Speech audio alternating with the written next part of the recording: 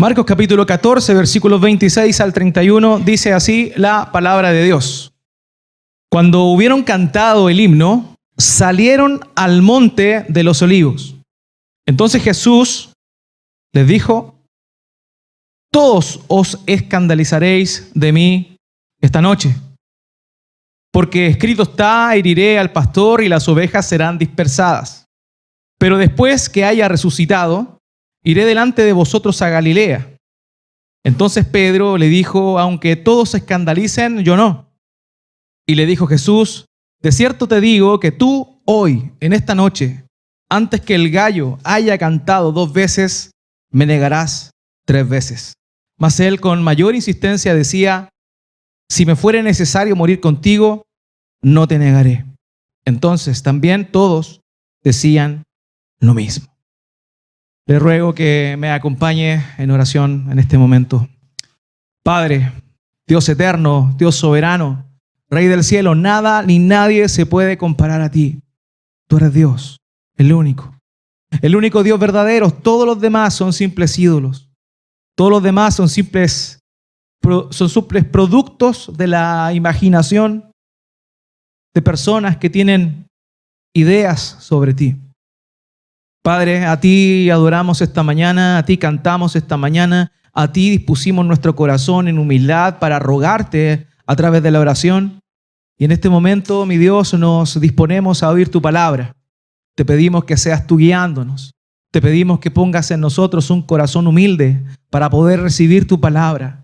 Mi Dios, cuánto necesitamos humillarnos cada día delante de ti, reconociendo tu majestad y también reconociendo cuál es nuestra verdadera posición delante de ti.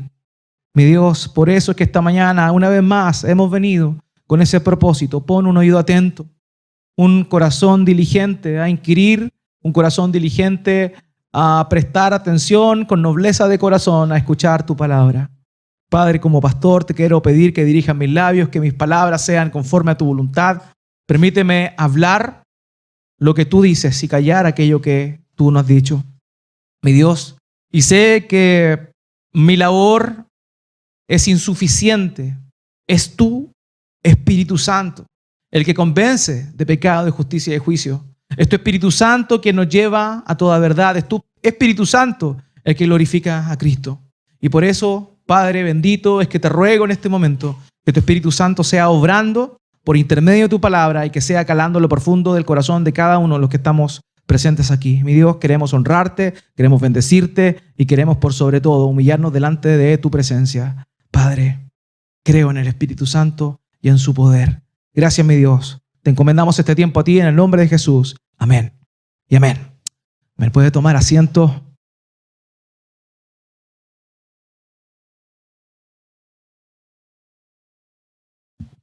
En el mundo de hoy se habla mucho del concepto de la autoestima. El autoestima.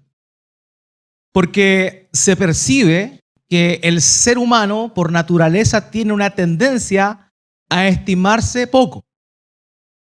Y mensajes como tú puedes, solo hazlo, tú pones los límites, son pan de cada día.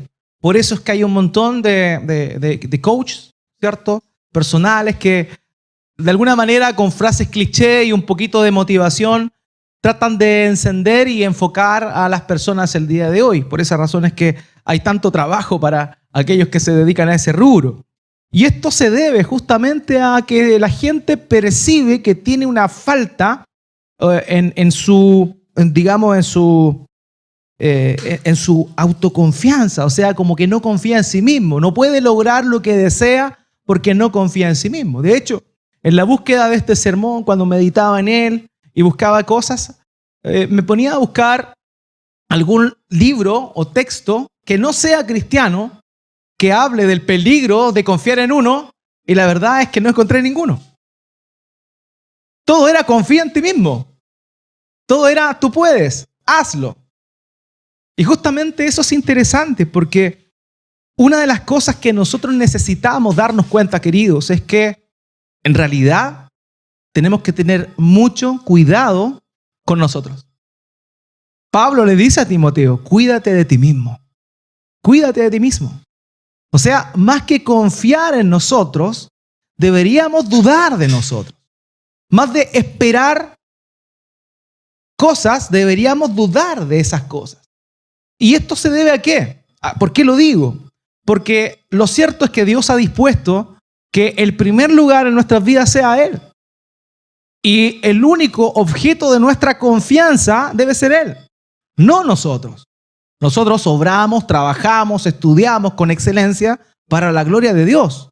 Y en Él confiamos. Pero no podemos descansar en nosotros. No podemos descansar en nosotros. El profeta dice, de parte de Dios, maldito el hombre que confía en el hombre. En ese sentido, en ese contexto se está refiriendo a que todos aquellos que confían que otros hombres los pueden ayudar en el momento de la guerra, porque ese era el contexto, porque estaban poniendo su fe en Egipto, los israelitas en ese tiempo, ellos deberían poner su confianza solamente en el Señor. Y ese es el punto. Pasamos muchas veces de atornillarnos a otras personas confiando o dependiendo de las otras personas, o en su defecto comenzamos a confiar en demasía en nosotros. Pero olvidamos que el único objeto de nuestra confianza debe ser sí o sí, 100%, yo. No, Dios. Ya, vos están despiertos, ¿no? Por favor, despierten. Ya, el frío los tiene, cambió el clima y están todos durmiendo. Muy bien, hoy día el título del sermón de esta mañana es Autoconfianza peligrosa. Y hoy vamos a ver dos verdades sobre los discípulos de Cristo. Dos verdades sobre los discípulos de Cristo. En primer lugar, la cruda realidad del discípulo. Y en segundo lugar, la obstinación de los discípulos. Y eso es cierto. ¿Saben ustedes qué significa ser cristiano? ¿Qué significa ser cristiano? ¿Cómo? Seguidor de Cristo. ¿Bien? ¿Bien? ¿Por qué? Porque la Biblia dice en Hechos capítulo 13 que por primera vez se le llamó cristianos a los discípulos de Cristo.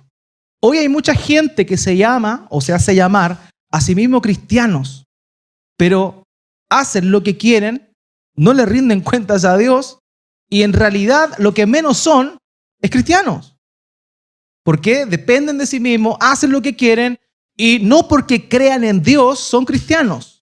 Y eso tenemos que dejarlo en evidencia, queridos. Es cierto, hay mucha gente autoengañada que cree.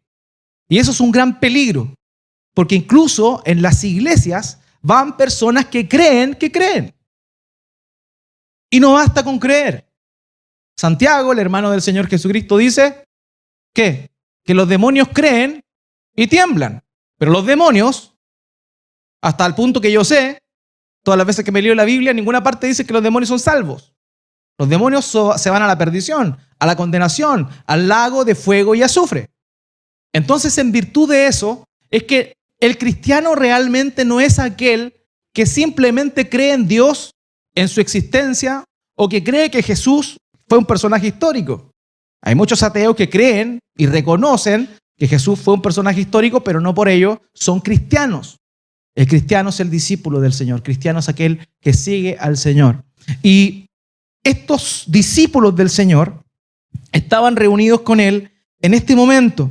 Estaban reunidos, no olvidemos el contexto del cual estamos hablando. Acababa de terminar la última cena, como se conoce popularmente este cuadro, donde el Señor se reúne con sus discípulos a celebrar la última Pascua previo a su pasión. Y vimos cómo es que en este momento emotivo e incómodo, el Señor Jesucristo está con sus discípulos sirviéndose en esta celebración anual de la Pascua, una celebración muy importante para el nacionalismo judío. ¿Y qué es lo que sucede?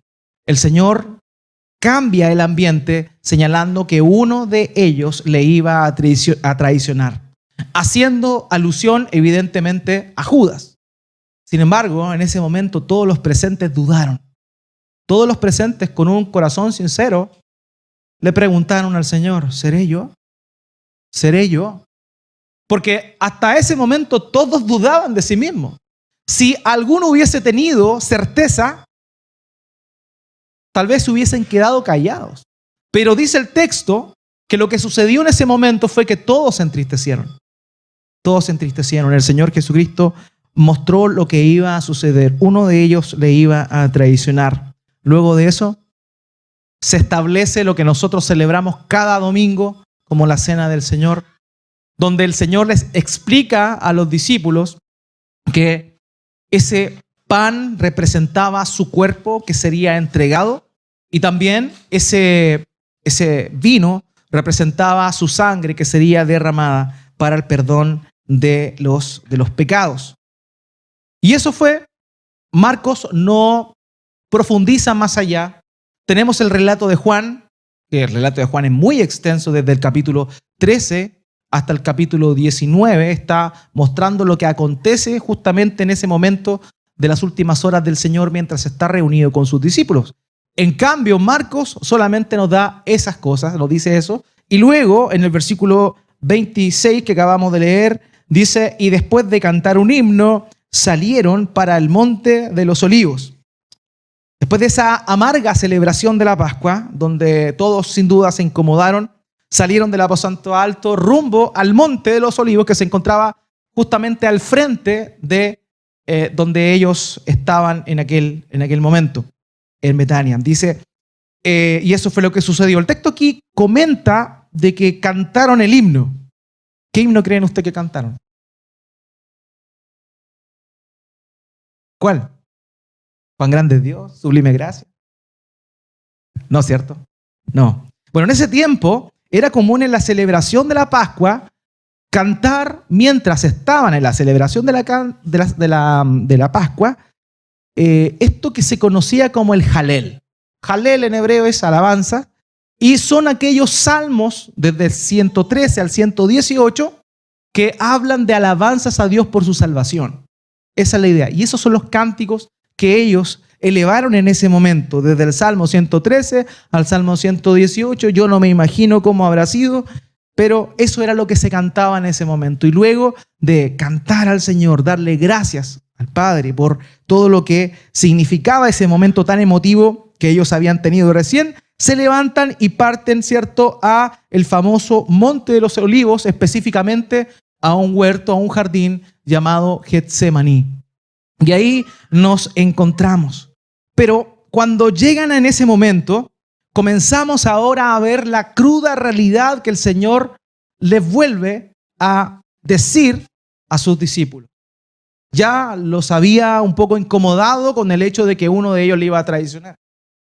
Pero lo que le dice ahora es algo que también vuelve a calar en lo profundo del corazón de los discípulos. Y que sin duda, queridos, esta mañana el Señor, el Espíritu Santo, tiene que usar para calar nuestro profundo corazón también. El versículo 27, acompáñeme por favor, dice, Jesús les dijo, todos ustedes se apartarán, porque escrito está, heriré al pastor y las ovejas se dispersarán.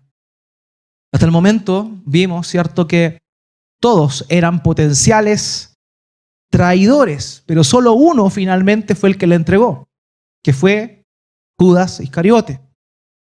Pero si algo le iba a pasar a todos, si algo iba a ser común a todos los discípulos, a los otros 11 discípulos, es que, de acuerdo a las palabras que dice acá, se iban a apartar.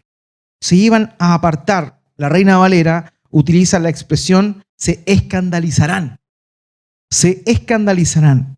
La Nueva Traducción Viviente lo traduce como abandonar. Me abandonarán. Eso es lo que iba a pasar.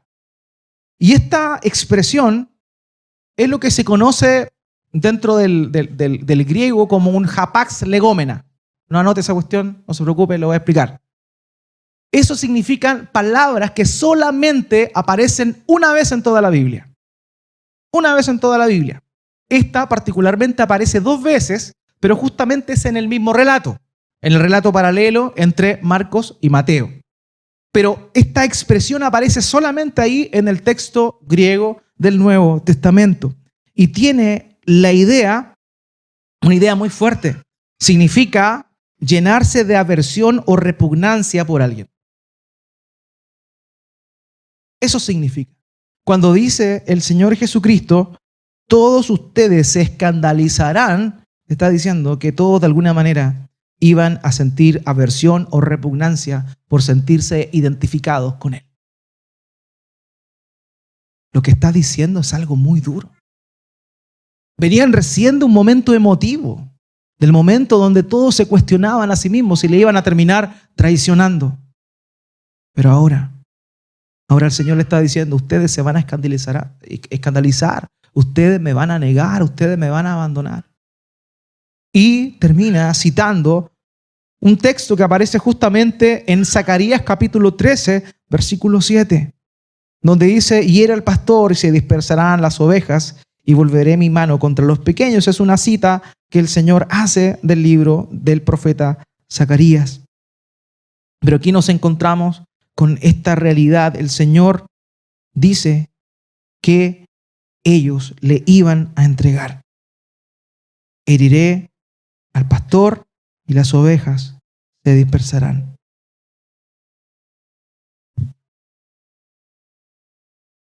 Yo siempre intento hacer este ejercicio.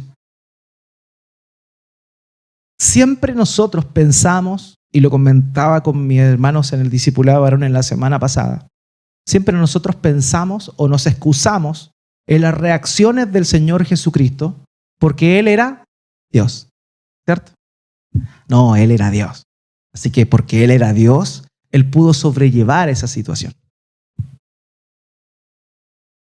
Evidentemente nosotros somos seres humanos pecadores. Él era un ser humano perfecto, perfectamente hombre y perfectamente Dios al mismo tiempo. Es la naturaleza de nuestro Señor. Pero nosotros no. Él estaba anunciando la traición. De hecho, Judas ya había salido donde estaban los principales para decirle dónde nuestro Señor Jesucristo estaba con el fin de entregarle. Y ahora Él está diciéndole, ustedes me van a abandonar, ustedes se van a escandalizar, ustedes les va a dar repugnancia el hecho de identificarse conmigo. ¿Qué pasa en tu corazón cuando de pronto te sientes despreciado? Duele. Tú. Entonces cuando vamos y pensamos en esto, en Jesús, en el Señor Jesucristo, decimos, pero Él es Dios. Pero la Escritura dice que tenemos un sumo sacerdote que puede compadecerse de nosotros en todo porque pasó las mismas situaciones que nosotros, pero Él nunca pecó. O sea, el Señor Jesucristo no era como se muestra en las películas de Jesús de Nazaret, esa que dan hasta el día de hoy, ¿cierto? Todas las Pascuas, donde Jesús rubio con ojos, no es rubio, pero es medio castaño y tiene los ojos claros, ¿cierto? Y es como que no tiene expresión facial. ¿Ustedes seguirían a alguien así? Yo no, honestamente. El Señor Jesucristo era sumamente carismático, sumamente cercano a las personas. Por eso es que la gente se le acercaba. Y Él era muy expresivo y era muy cariñoso, aunque en oportunidades también era muy duro. Pero Él era una persona con sentimientos y que en ese momento Él estaba con toda la atención. Imagínense el escenario. Él está anunciando que lo iban a abandonar, ¿quién? Sus discípulos. Después anuncia que lo iba a abandonar el pueblo, porque después, unas horas más adelante, Pilato lo iba a sacar delante de todos los demás y le iba a dar la opción de Barrabás o Jesús. O sea, primero sintió el desprecio de todos sus discípulos, después sintió el abandono de todo el pueblo. Y lo que fue peor para el Señor Jesucristo, estando colgando en la cruz, cita el Salmo y termina diciendo, Dios mío, ¿por qué me has abandonado o desamparado? El Señor está en este camino al abandono, está en este camino a la soledad absoluta. Si tú alguna vez te has sentido solo, créeme que Jesús sintió más soledad que tú. Más soledad que tú. Y esto no es para minimizar lo que puedes haber pasado, sino para que entiendas que Cristo puede entenderte mejor que nadie. Y en ese momento donde estaba cada vez más cerca de la soledad, podemos ver el corazón del Señor, la misericordia del Señor. Yo no creo que estas palabras las haya dicho sus discípulos de una manera fría, sino sumamente sentidas. Todos se van a escandalizar, heriré al pastor y las ovejas serán dispersas.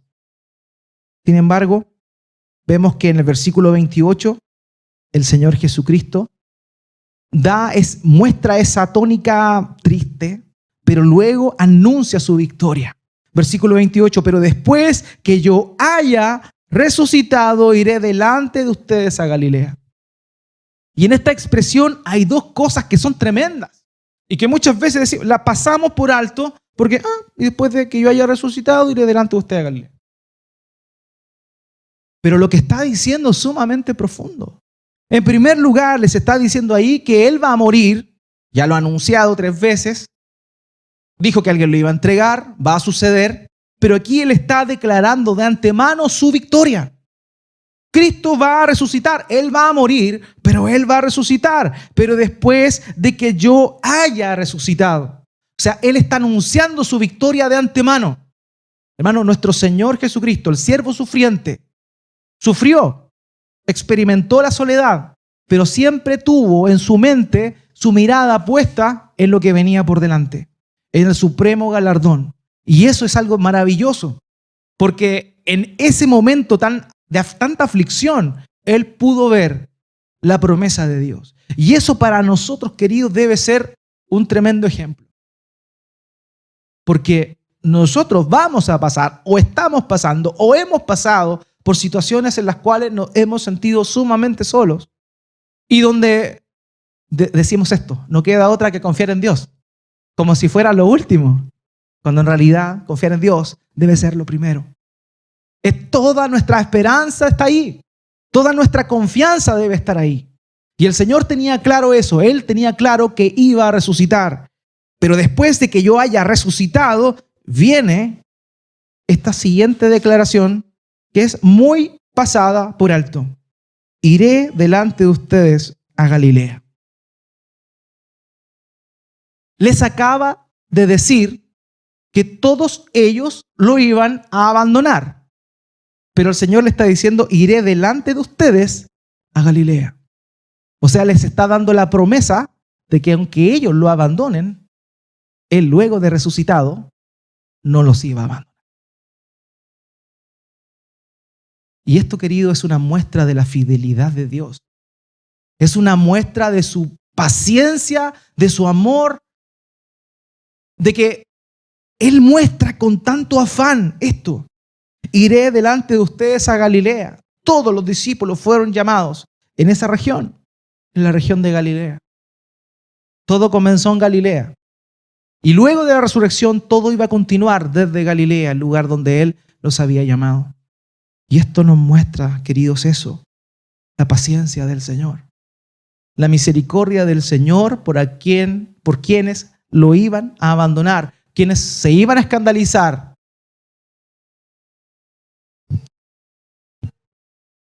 Y este ejercicio es súper básico, pero muy bueno. ¿Qué pasa cuando un conocido, un familiar, alguien querido, hace un cumpleaños y tú sabes que está de cumpleaños e invita a todos menos a ti? Te abandonó. Se le olvidó mandar el mensaje de invitación. Y tú sabes que lo pasaron chancho, que comieron un cordero al palo, a la espada, y a ti no te invitó. ¿Qué es lo primero que se te viene a la mente? Cuando sea mi cumpleaños, lo voy a invitar. ¿Cierto? No es lo que se te pasa por la mente. Inmediatamente viene un bloqueo. Ya me despreció. Perfecto. Cuando me toque, no lo voy a considerar. Gloria a Dios, que Dios no es así. Porque si contáramos todas las veces que tú y yo lo hemos abandonado, si contáramos todas las veces que nos hemos escandalizado, de que por temor, por miedo, por no ser, entre comillas, avergonzado delante de los hombres, es que preferimos negarle. Preferimos escandalizarnos de Él. Y esa es nuestra realidad, queridos. En primer lugar, la realidad del Señor, un Señor que perdona, un Señor que ama, que está pasando por esa situación, que está cada vez más acercándose al momento de su pleno abandono. Pero Él dice, yo voy a estar abandonado, pero yo a ustedes no los voy a abandonar, porque después que resucite, iremos todos ahí a Galilea. Me sumaré a ustedes ahí a Galilea. Ese es nuestro Señor. Ese es nuestro Señor. Y honestamente, hermanos, tenemos que meditar, tenemos que reflexionar, ver nuestro corazón y ver cómo es que realmente nuestro duro corazón es totalmente contrario al corazón de Dios. Cómo nosotros reaccionamos versus cómo Dios reacciona. Con suma misericordia, con paciencia. Pero ahí estamos nosotros, los duros. Porque sí o no que somos duros. Somos duros, somos tosudos. Volvemos y hacemos lo mismo. Y aquí es donde comenzamos a ver la obstinación de los discípulos. Acompáñenme, por favor. Versículo 29. ¿Qué dice? Aunque todos se aparten, yo, sin embargo, no lo haré. Le dijo Pedro. Aquí hay algo interesante, queridos, porque fíjense que cuando él dice en unos momentos anteriores que uno le iba a traicionar, todos se entristecieron y dijeron, bueno, ¿seré yo? Y de verdad se hicieron el cuestionamiento. O sea, uno de ellos estaba o se creía potencialmente un traidor del Señor. Pero cuando les dice que ellos se iban a avergonzar de él, Pedro salta. Y es sumamente contradictorio porque era capaz de traicionarle y se confrontó a sí mismo preguntando si era él. Hasta lo que yo sé, traicionar es mucho más grave que avergonzarse. Porque lo que hizo Judas fue entregarle para que le mataran. Entregarlo como un esclavo, como alguien que iba a ser condenado a la muerte. Entonces, algo pasó en el corazón de Pedro que lo llevó de tener una inseguridad en ser un potencial traicionero. Y como el Señor Jesucristo los consoló en ese momento, Pedro comenzó a ver esto de un prisma diferente, de una mirada distinta. Y cuando el Señor dice estas palabras, Pedro, como siempre, con su personalidad siempre impetuosa, él siempre salía primero que todo, veía que el Señor venía cruzando, él se tira al agua y dice, yo voy a caminar sobre el mar, ¿cierto, Pedro? Una hora más adelante vamos a ver que vienen, ¿cierto?, al jardín, al Getsemaní, la guardia de los sacerdotes a capturar al Señor. Pedro sale, agarra la espada, corta oreja. Él siempre impulsivo, siempre impulsivo. Y acá muy probablemente él actúa de una manera impulsiva, pero sincera. Sincera. Yo honestamente, hermano, no me atrevería a dudar de la sinceridad de Pedro. Él dice, aunque todos se aparten, sin embargo, no lo haré. La Reina Valera dice, aunque todos se aparten, esta expresión traducida normalmente como alguien que abandona, aunque todos te abandonen. También puede traducirse como aunque todos te dejen o aunque todos tropiecen. Esa es la idea de lo que Pedro está diciendo ahí. Pedro con seguridad y honestamente con algo de orgullo dice, no, yo no. No, de ninguna manera. Todos pueden hacerlo. Todos pueden traicionarte. Todos pueden dejarte. Todos pueden abandonarte, avergonzarse de ti, pero ciertamente yo no lo haré. Ellos sí. Esos 10 que tú ves ahí, sí, pero yo no. Hermanos, ¿cuántas veces hemos tenido esa actitud? Esa actitud de decir, yo voy a ser fiel hasta el final y aunque todos los demás caigan, yo voy a seguir fiel hasta el final. Y eso está bien. No está mal. El punto es que el Señor Jesucristo está diciendo una realidad. El Señor está diciendo, ustedes todos se van a escandalizar. ¿Y qué pasa cuando Dios habla? Nosotros asumimos que lo que está diciendo es verdad. O sea, pongámoslo en la perspectiva. Los discípulos están oyendo que el Señor Jesucristo le está diciendo todos, y cada uno se va a escandalizar, me va a abandonar. Y Pedro tiene tanta obstinación en su corazón, tiene tanta autoconfianza en sí mismo, que se atreve a decir, no, tú estás equivocado. Porque todos ellos, sí, yo no. Ellos sí, yo no. O sea, la obstinación de Pedro y la autoconfianza que él tenía en sí mismo lo llevó a incluso negar la palabra de Dios. Porque el que había hablado ahí era Dios hecho hombre. Se está contradiciendo lo que el Señor está dando como una certeza. Sonaba bonito, ¿cierto? Los demás quedaron así estupefactos cuando oyeron decir esto a Pedro. Recién todos dudaban de su potencialidad de traicionarle. Pero ahora este hombre se excluye de todos los demás y dice, no, yo nunca te voy a abandonar.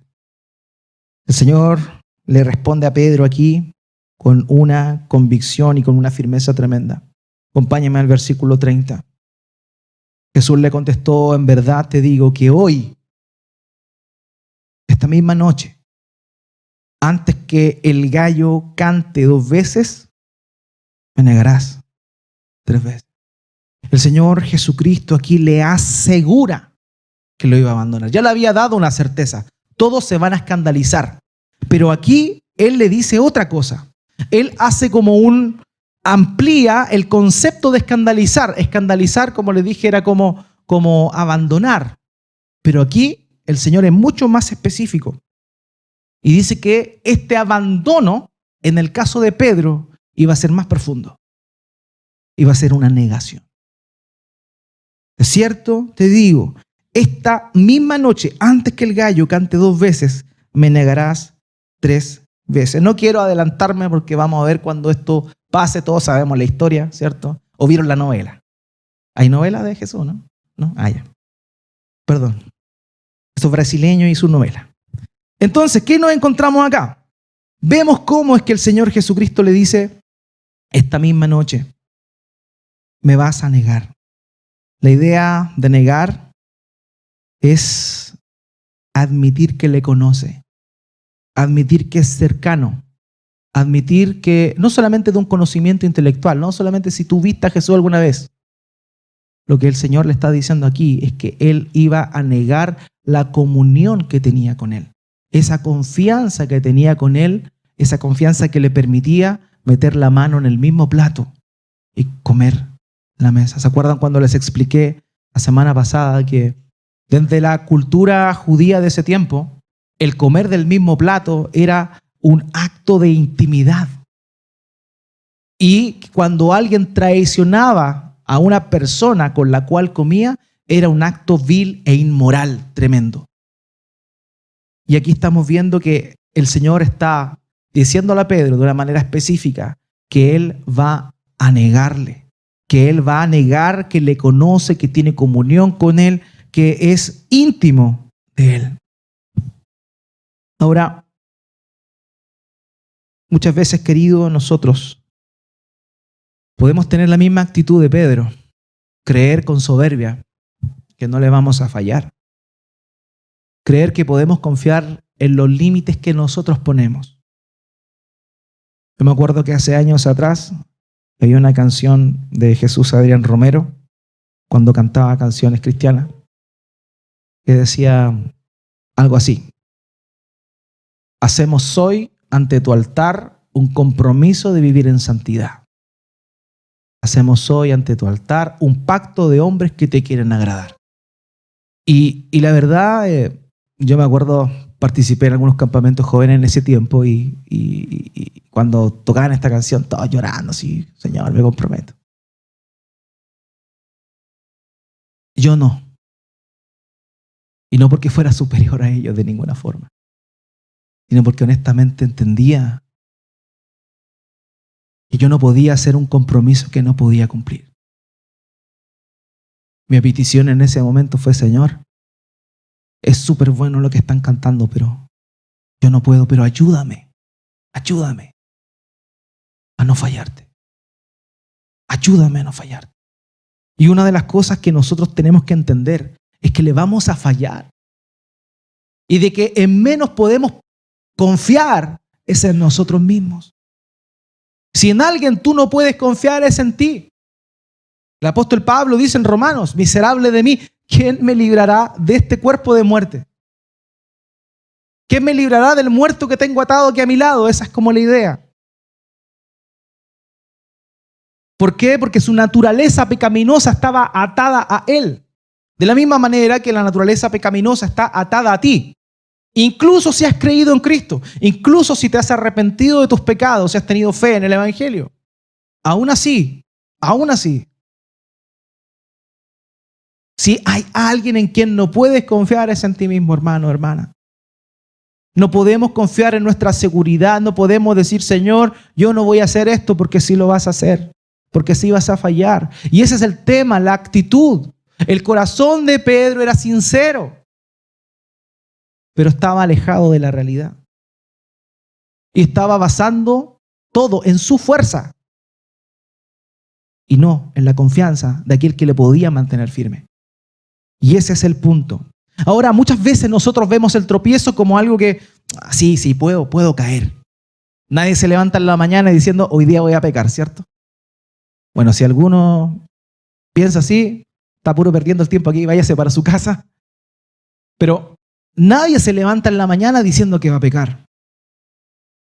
Siempre vemos la caída como algo lejano.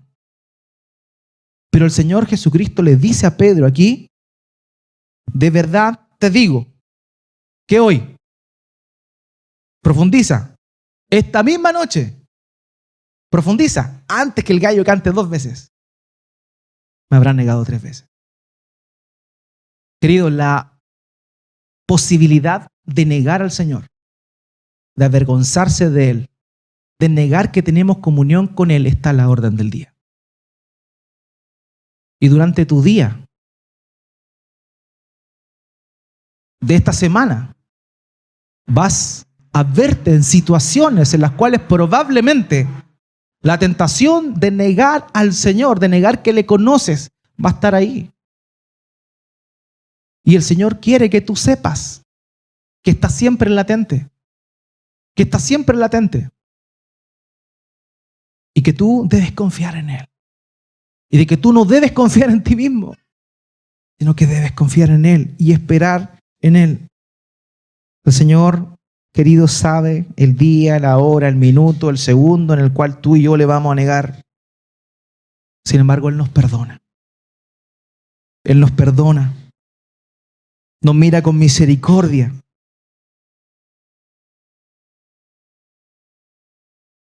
Y aún así nos dirige la palabra.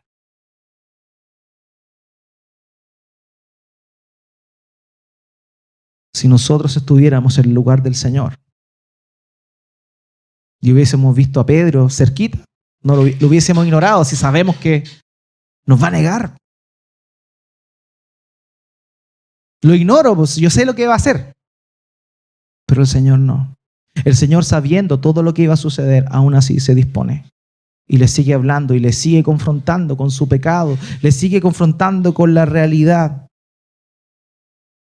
Y aquí no solo eso, no solamente le dice: ¿tú crees que la tentación de dejarme, de abandonarme y de negarme está lejos? No, está cerca.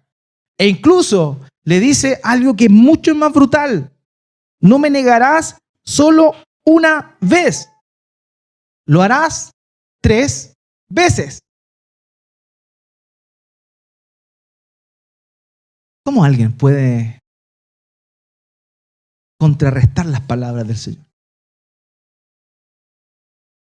Y todos sabemos lo que sucedió. Sabemos que esto finalmente ocurrió de esa forma. Y que después que el gallo cantó, Pedro se sintió muy mal.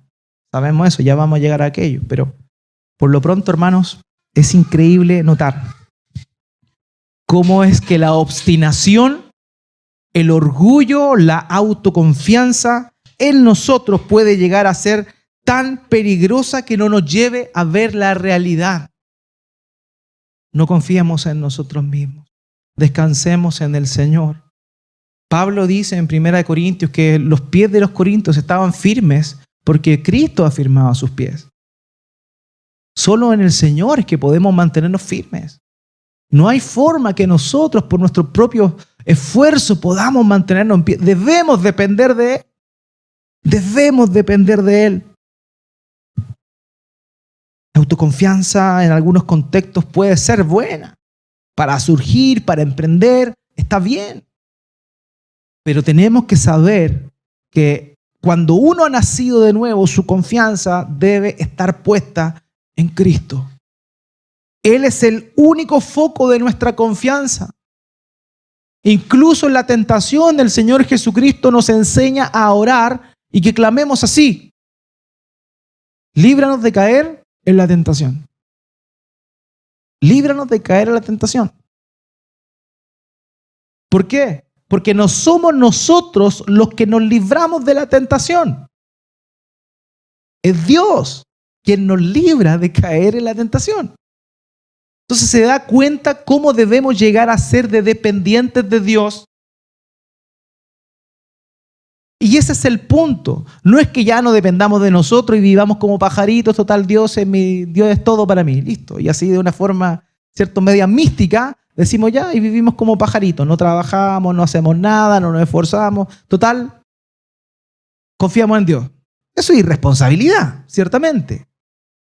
Pero el otro extremo es hacer todo y creer que todo lo que haces, lo que obtienes, lo que ganas, es producto de ti. No, no es así. Es Dios. Es Dios quien te da fuerza, quien te da sabiduría, quien te da salud. Es Dios quien te da vida. Es Dios. Y si podemos resistir, negarle. Si podemos resistir cuando estamos en una tentación pecaminosa o también en un contexto en el cual nos encontramos con personas que amamos y que de pronto empiezan a hablar de Dios y nosotros como que no queremos caer mal a la otra persona, entonces nos callamos. Cuando te dicen, no, qué bueno que ahora la convención constituyente aprobó el aborto y tú te quedas callado, se me acabó la bebida, permiso. Cuando pasan esas cosas, niegas al Señor, porque niegas su naturaleza, niegas lo que Él es, le niegas a las otras personas la posibilidad de conocer la voluntad de Dios, aunque no estén ni ahí. Tú muestras un acto de amor cuando le dices a las personas eso está mal. En serio. Ahora tampoco se trata de ponerte, no sé, sacar la espada, clavarla en la mesa, eso está mal. No, tampoco se trata de eso. Se trata de decir, el creador de todo no estableció que eso fuese así. Y es la verdad, pero muchas veces nosotros evadimos. Muchas veces nosotros, esta pelea no. Como dice el dicho, soldado avisado no muere en batalla. Entonces sabemos que viene una conversación media donde Dios está metido y yo no quiero tener problemas, ya me paro y me voy. ¿Cuántas veces te ha pasado eso? ¿Cuántas veces has rehusado que le conoces? Hermanos, de verdad, eso está a la orden del día. Y no debemos de ninguna manera confiar en nosotros para poder salir de esas situaciones de una buena forma, sino por sobre todo pedirle al Señor que nos ayude a estar firmes y a dar testimonio de nuestra fe. Como Pedro dice en 1 de Pedro capítulo 3 versículo 15, que podamos dar testimonio de nuestra fe, defensa de nuestra fe, cuando los demás demanden razón de ella. Por tanto, queridos, es necesario que nos demos cuenta de eso. La cosa no se basa en nuestro autocontrol, no se basa en nuestra autoconfianza, sino que se basa en depender absolutamente de Él. ¿Sabe usted qué? Me imagino. La principal causa de los accidentes de tránsito, ¿cuál es? El exceso de velocidad, ¿cierto? Exceso de velocidad. Y todos saben eso. Sin embargo, todos cuando tienen la oportunidad, los que son conductores aquí me perdonan, te meten el acelerador a fondo. 140, 160. No, sí, confío en el volante. ¿En qué estás confiando? ¿En el vehículo? ¿O estás confiando en tu capacidad de reaccionar frente a algún imprevisto? Ese es el tema. Muchas veces la autoconfianza llega a ser destructiva. La autoconfianza en nosotros mismos lleva a que perdamos y pasemos tremenda vergüenza delante de Dios. En 1 Corintios capítulo 10, versículo 12, el apóstol Pablo dice: por tanto, el que cree que está firme, tenga cuidado que no caiga. Si usted cree estar firme, esté atento. No vaya a ser que vaya a caer. Confiemos en Dios, descansemos en Él. Él es quien nos puede librar de la tentación. Él es quien nos sostiene en ese momento donde nuestra fe está poniéndose a prueba. Es Él. Matthew Henry, un puritano, dijo: ¿qué dados somos a pensar bien de nosotros mismos y a confiar en nuestros corazones? Fue malo que Pedro le contestara así a su Señor, sin temor ni temblor: Señor, dame gracia para evitar que te niegue. Esa es la respuesta que nosotros deberíamos dar, que Pedro en ese momento debió haber dado. Él no lo hizo. Pero ¿cuántas veces tú y yo hemos actuado de esa misma forma? Confiados en nosotros mismos y no en el Señor que nos puede sostener. Porque sabemos que cuando confiamos en demasía en nosotros, estamos muy próximos a la caída. A la caída. El Proverbio 16, 18 dice, y leo la Nueva Biblia de las Américas: delante de la destrucción va el orgullo, y delante de la caída la arrogancia de espíritu.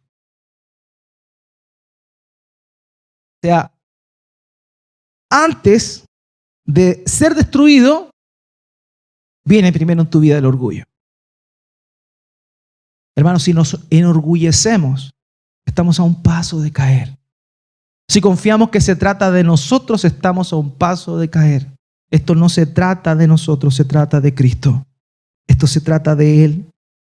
¿Cuántas veces nos hemos sentido tan seguros de nuestra fe que pensamos que si tuviéramos que morir por el Señor, lo haríamos sin dudar? O si viene la persecución. Si viene la persecución, yo voy a estar firme, no voy a negar al Señor.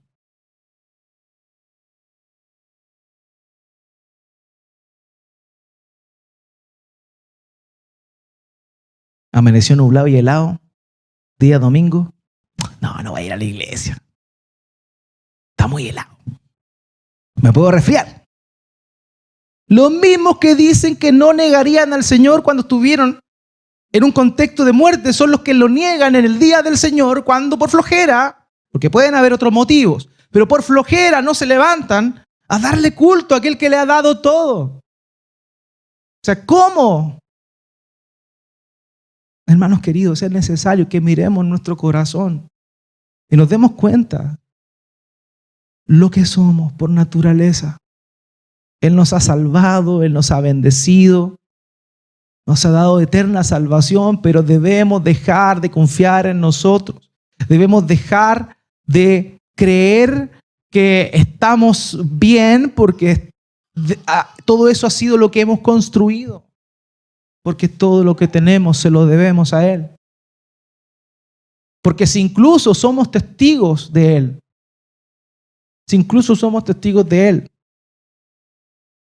es por gracia. Aquí vemos a Pedro, unas horas más adelante, una mujer en el patio. Las mujeres siempre metían. No, perdona a todas las hermanas presentes. Pero justamente fueron mujeres las que le dijeron: oye, ¿tú que no estabas con él? Es curioso, son esas cosas de la antropología que de pronto me da por estudiar. ¿Por qué fueron mujeres? Pues en fin. Entonces llega y las mujeres le preguntan, ¿acaso tú no eres el que estaba con él? Y le niega. Pero ese mismo Pedro, que tenía confianza en sí mismo, después de que el Espíritu Santo viene, lo llena y se convierte en un testigo de él, termina siendo apresado a causa de haber sanado a un cojo junto con Juan. Lo toman preso, lo interrogan, él les predica a los líderes de la ciudad. Después, oye, ¿saben qué más? Démosle libertad mejor, porque no queremos tener problema con el pueblo, pero antes de darle libertad, por favor, péguenle unos latigazos. Y ahí Pedro y Juan, el mismo que le negó, latigado, y dice el texto que los discípulos salieron latigados, gozosos, por haber sido dignos de padecer a causa del nombre de Jesús. El problema, hermano, no es que le niegues porque le vas a negar. El problema es que no dependes de él para que tú, siendo un cobarde, yo siendo un cobarde, nos convirtamos de cobardes que le niegan a cobardes que testifican.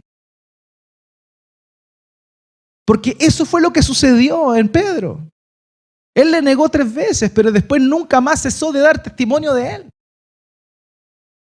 Se arrepintió, el Señor lo perdonó, pero se convirtió en la voz de los apóstoles luego de la venida del Espíritu Santo. Hermanos queridos, vamos a fallar. No me diga amén porque vamos a decir amén por eso. Es triste. Vamos a fallar. Pero roguémosle a Él que no nos permita. Dependamos de Él. Dependamos del Señor. Que Él nos sostenga. Que no miremos el pecado de una manera liviana. Que miremos el pecado como verdaderamente es. Que fue aquello que costó la vida de nuestro Señor Jesucristo para que tú y yo no tuviésemos que lidiar con las consecuencias del pecado por los siglos de los siglos. En el lago de fuego y azufre. Hermanos, esa es la amorosa gracia del Señor.